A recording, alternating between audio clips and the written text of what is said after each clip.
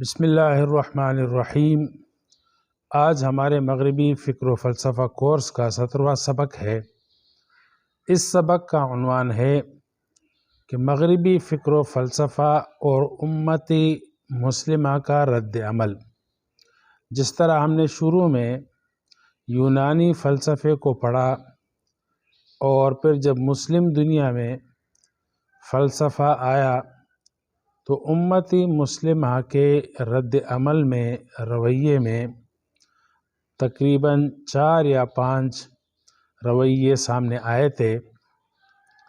اب ہمیں یہ دیکھنا ہے کہ مغربی فکر و فلسفہ جب پروان چڑھا اور دنیا میں پھیلا تو امتی مسلمہ یعنی مسلم امت نے اس پہ کیا رویہ اختیار کیا یا کون کون سے رویے اختیار کرنے چاہیے۔ اس میں بنیادی طور پہ تقریباً 3 رویے سامنے آئیں یا آنے چاہیے۔ سب سے پہلے نظریہ وہ ہے رد کلی کا، یعنی کلی طور پر 100% ریجیکشن کا اور بالکل قبول نہ کرنے کا۔ دوسرا جو نظریہ اور رد عمل یا رویہ سامنے آتا ہے وہ ہے کلی طور پر یعنی 100% 100% قبول کرنا، ایکسیپٹ کرنا۔ اور تیسرا رویہ جو سامنے آتا ہے وہ ہے مفاہمت کا یا انتخاب اصلح، یعنی جو چیز مفید ہو اس کو لیا جائے اور آپس میں ہم آہنگی کی جائے، مغربی افکار کا اور اسلامی نظریات اور افکار کا۔ سب سے پہلا نظریہ وہ کلی طور پر ریجیکشن ہے، یعنی بالکل قبول نہ کرنا، ان ایکسیپٹیبل یا نان ایکسیپٹیبل۔ تو اب یہ نظریہ جو ہے عمومی طور پر ان کٹر مذہبی طبقے کا یا بعض جدید تعلیم یافتہ حضرات کا ہے جو مغربی تہذیب اور مغربی فکر و فلسفہ کو اچھی طرح پڑھ چکے ہیں، اور ان کی رائے یہی بنی ہے کہ مغربی فکر و فلسفہ کے ساتھ اسلامی نظریات اور اسلام کی ہم آہنگی یہ ممکن نہیں ہے۔ بہت سارے مفکرین جسے ہم پاکستان میں ڈاکٹر جاوید اکبر انصاری صاحب ہے اور محمد دین جوہر صاحب ہے اور پروفیسر احمد جاوید صاحب اور بہت سارے ان کے ہم فکر حضرات ہیں جو بالکل ایکسیپٹ کرنے کے لیے تیار نہیں ہیں اور کلی طور پر مغربی فکر و فلسفہ کو اسلام سے ہم آہنگ نہیں سمجھتے۔ ان حضرات کی دلیل کیا ہے؟ تو ان حضرات کی دلیل یہ ہے کہ اسلام اور مغربی فکر و فلسفہ 2 الگ الگ اور مستقل تہذیبیں ہیں، دونوں میں کسی قسم کا اشتراک نہیں ہے اور دونوں بالکل علیحدہ علیحدہ ضابطہ حیات ہے۔ دونوں کا ورلڈ ویو جو ہے وہ بالکل الگ ہے، لہٰذا مغربی تہذیب کو قبول کرنے یا اس کے ساتھ ہم آہنگی اور مفاہمت کا مطلب یہ ہے کہ ہم اپنے بعض اساسی اور بنیادی افکار سے دستبردار ہو جائیں، ہم اسلام کی ان بنیادوں کو چھوڑ دیں اور اس کی جگہ میں ہم مغربی فکر و فلسفہ کو اختیار کریں۔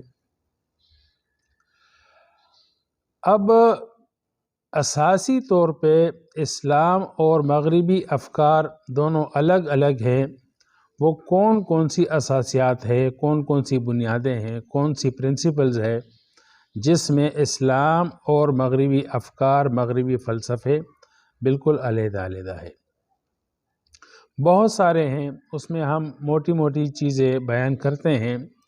سب سے پہلا جو ماخذ ہے وہ ماخذ علم کا فرق ہے، یعنی سورس آف نالج کا۔ اسلام کی بنیاد علم کے حصول میں وہ وحی پر ہے، جس کے مطابق ذریعہ علم مابعد الطبعیات ہے، یعنی اللہ تعالیٰ کی طرف سے وحی آتی ہے فرشتوں کے ذریعے سے یا الہام کے ذریعے سے اس شخص پر جس کو اللہ رب العزت نے اپنی نبوت اور رسالت کے لیے منتخب کیا تھا۔ جبکہ مغربی تہذیب کی بنیاد اور سورس آف نالج جو ہے وہ ہیومنزم پر ہے، یعنی علم کی اساس خود انسان ہے، چاہے پھر وہ انسانی عقل ہو یا انسانی وجدان ہو یا انسان کا مشاہدہ اور تجربہ ہو، لیکن علم کی اساس اور علم کی بنیاد اور علم کا بنیادی ماخذ جو ہے وہ انسان خود ہے۔ یہ مغربی فلسفہ ہے۔ تو اب یہ دونوں بالکل جدا جدا ہے۔ دوسری جو اساس ہے وہ انسان کی دنیا میں حیثیت، کہ دنیا میں انسان کی کیا حیثیت ہے، انسان کا کیا سٹیٹس ہے۔ اسلام کی روح سے انسان عبد ہے، اور نہ اس کی جان اپنی ہے، نہ اس کا مال اپنا ہے، نہ اس کی یہ زندگی اپنی ہے، بلکہ وہ ایک اپنے حاکم کا محکوم ہے، اپنے خالق کی مخلوق ہے، اور اپنے مالک اللہ اور خدا کا مملوک ہے۔ انسان کا اپنا کچھ بھی نہیں ہے۔ جبکہ مغربی تہذیب کے نزدیک انسان جو ہے وہ اس کی ذات مستقل ہے، وہ خود مختار ہے، آزاد ہستی ہے۔ کائنات میں سب سے بالا تر ہستی مغربی افکار میں انسان ہے، اور کسی خارجی قوت کا وہ پابند نہیں ہے، کسی خدا کا، کسی مالک کا وہ پابند نہیں ہے، بلکہ انسان اپنے افکار، اپنے خیالات اور اپنی اچائی اور برائی ہر چیز میں خود مالک اور مختار ہے، کلی طور پر آزاد ہے۔ تو ایک طرف جو ہے وہ انسان کے بارے میں مملوک ہونے کا تصور ہے اسلام کے نزدیک، اور مغربی افکار میں، مغربی تہذیب میں اور مغربی فلسفوں میں انسان جو ہے وہ ایک یعنی خود مختار اور آزاد ہستی ہے۔ تو یہ دو باتیں کیسے ہم آہنگ ہو سکتی ہے؟ تیسری جو اساس ہے، تیسری بنیاد، وہ دنیاوی زندگی کی حیثیت ہے، کہ اس دنیا میں ہم جو اپنی زندگی گزار رہے ہیں، اس زندگی کی کیا حیثیت ہے۔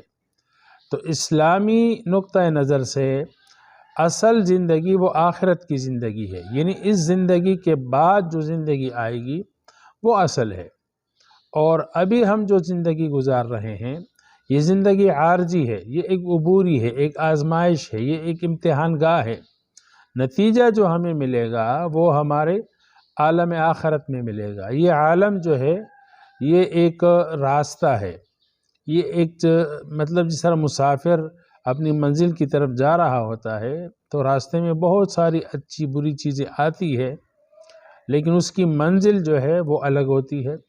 تو یہ دنیا منزل نہیں ہے، بلکہ دوسری دنیا، اس دنیا کے بعد، موت کے بعد جو زندگی ملے گی اسلام کی روح سے، وہ اصل ہے، اور دنیاوی زندگی وہ صرف ایک راستہ ہے راہ چلتے مسافر کے لیے۔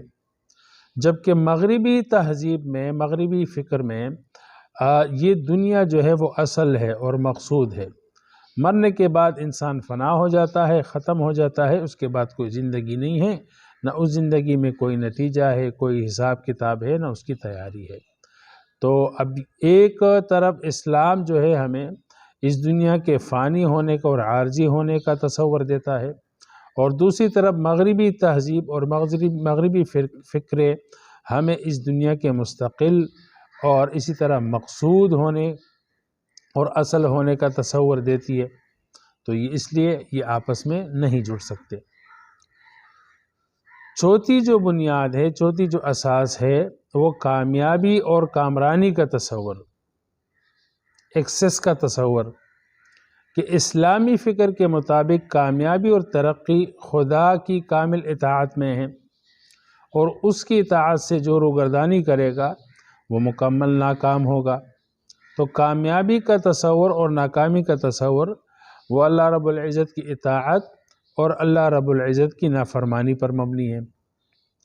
جبکہ مغربی تہذیب میں، مغربی افکار میں کامیابی اور کامرانی کا جو تصور ہے وہ انسان کی زیادہ سے زیادہ خواہشات کی تکمیل میں ہے، اور زیادہ سے زیادہ خواہشات سرمایہ کی بڑھوتری ہے، مکمل آزادی ہے۔ لہذا انسان جتنا زیادہ سرمایہ اکٹھا کر سکتا ہے کر لے، اور جتنی اپنی خواہشات پوری کر سکتا ہے تو پوری کر لے۔ جس کے پاس خواہش پوری کرنے کا پورا سامان ہو وہ مکمل کامیاب ہے، اور جس کے نزدیک اپنی خواہشات کو پورا کرنے میں جتنی کمی ہو، اسباب کی کمی ہو، مال کی کمی ہو، وسائل کی کمی ہو، وہ اتنا ہی ناکام ہے۔ تو کامیابی اور کامرانی اور ناکامی کا جو تصور ہے وہ مغربی تصور کا اور اسلامی تصور کا بالکل جدا جدا ہے، الگ الگ ہے۔ اور پانچویں جو اساس ہے وہ اس کائنات کے وجود کے بارے میں جو نظریہ ہے اس کا فرق ہے کہ اسلامی تہذیب کے مطابق یہ کائنات مخلوق ہے، اور اس کو ایک خالق نے بنایا، ایک صانع نے بنایا ہے، اور یہ اس کی قدرت کاملہ کا مظہر ہے، نتیجہ ہے۔ جبکہ مغربی تہذیب، مغربی افکار کے نزدیک یہ کائنات خود بخود جو ہے وہ مادے اور انرجی سے بنی ہے، زمانے کے گردش سے، نیچرل لاز سے وجود میں آئی، اور یہ نیچرل لاز ہی پر کڑی ہے۔ اس کو چلانے والا، پیدا کرنے والا بھی کوئی نہیں ہے، اور اس کو چلانے والا بھی کوئی نہیں ہے۔ یہ خود بخود اتفاقی طور پر کائنات وجود میں آئی، اور پھر نیچرل لاز قائم ہوئے، اور ان نیچرل لاز کی بنیاد پہ اس کائنات کا سسٹم چل رہا ہے۔ تو وجود کائنات کے بارے میں جو اسلامی نظریہ ہے، جو تصور ہے، وہی کہ مخلوق ہے، یعنی کائنات پہلے نہیں تھی، ایک خالق نے اس کو وجود بخشا اور اس کا سسٹم چلا رہا ہے۔ جبکہ مغربی افکار میں کائنات خود بخود پیدا ہوئی اور خود بخود چل رہی ہے۔ تو اس اساس کے لحاظ سے یہ دونوں نظریات بالکل جدا جدا ہیں، اس میں ہم آہنگی کی کوشش کرنا یہ خواہ کا تکلف ہے۔ اب یہ ہے کہ اگر ہم ان 5 اساس اور بھی اساس ہیں، ان 5 اساس اور بنیادوں کو دیکھیں تو اس میں ہمیں مغربی فکر و فلسفہ بالکل الگ کھڑا نظر آتا ہے، اور جبکہ اسلامی نظریات اور تصورات اور عقائد جو ہے وہ بالکل جدا نظر آ رہے ہیں۔ تو اس میں ہم آہنگی پیدا کرنا یا اس کو قبول کرنے کا مطلب یہ ہے کہ یا تو ہم بالکل اسلام کو چھوڑ دیں اور اسلام کی جو اساسی اور بنیادی باتیں ہیں ان میں سے کسی ایک کو چھوڑ دے اور اس کی جگہ مغربی فکر و فلسفہ کو دے دے، یا مغربی فکر و فلسفہ کو چھوڑ دے اور اسلام کی جو اساس ہے اور تصورات ہے ان کو اپنائیں، یا کسی ایک میں تبدیلی کر دے، تحریف کر دے، تعویل کر دے، اسلام کو جو ہے وہ مغرب کے ہم آہنگ کر دے، یا مغرب کو جو ہے وہ اسلامی رنگ چڑھا دے۔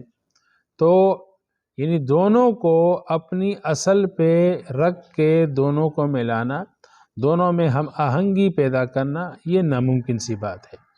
تو یہ ان مفکرین کی ایک سوچ ہے اور اپنا ایک نظریہ اور رویہ ہے مغربی فکر و فلسفہ کے حوالے سے۔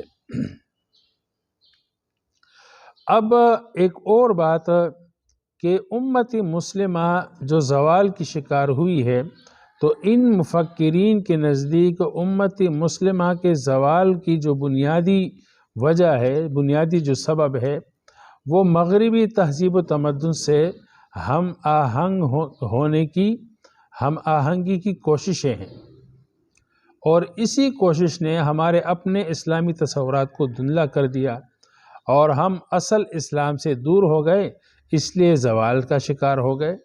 تو ہمیں ان مفکرین کے رائے کے مطابق ہمیں اسلام کو مغربی فکر و فلسفہ سے بالکل الگ رکھ کر خالص اسلامی تصورات پر ہمیں اس دنیا کو اور اپنے سسٹم کو تشکیل دینا، یہ ہماری کامیابی اور ترقی کا راز ہے۔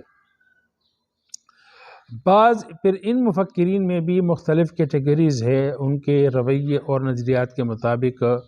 وہ کہتے ہیں کہ یہ جو ٹیکنالوجی ہے، ترقی ہے اور اسی طرح مغربی افکار کی بنیاد پہ جو ادارے قائم ہوئے، جس طرح کہ سیاست میں جمہوریت ہے، اور اسی طرح مالی اور معاشی نظام کے لیے بینکنگ کا نظام ہے، تو یہ بھی سب مغربی افکار اور مغربی تصورات کی بنیاد پر قائم ادارے ہیں۔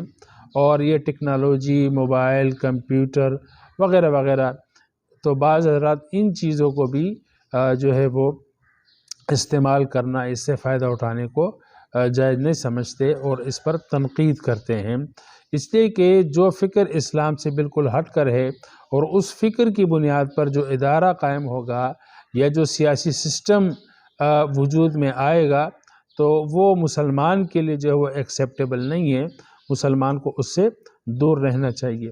بعض لوگ پھر ان جدید آلات اور جدید نظاموں کو، جس طرح کے ایک تصور ہے اسلامی جمہوریت، اسلامی جمہوریت پہ یہ لوگ جو ہے وہ بالکل بھی مطلب اس اصطلاح کو قبول نہیں کرتے اور اس پر تنقید کرتے ہیں۔ اسی طرح اسلامی بینکنگ، یعنی اسلامک بینکنگ کا جو ابھی ایک سسٹم شروع ہو چکا ہے، تو اس پر بھی یہ لوگ تنقید کرتے ہوئے نظر آتے ہیں۔ اسی طرح ٹیکنالوجی کی جو جدید آلات ہے، اس کو بھی استعمال کرنے میں ان میں سے بعض حضرات جو ہے وہ بہت زیادہ سختی کرتے ہیں۔ تو یہ ان مفکرین اور رد کلی کے قائلین کا جو ہے وہ نقطہ نظر ہے۔ بہرحال انشاءاللہ ہم مزید اس پر گفتگو کریں گے۔ آج کے سبق کا ہمارا جو عنوان ہے وہ پورا ہو گیا۔ وآخر دعوانا ان الحمدللہ رب العالمین۔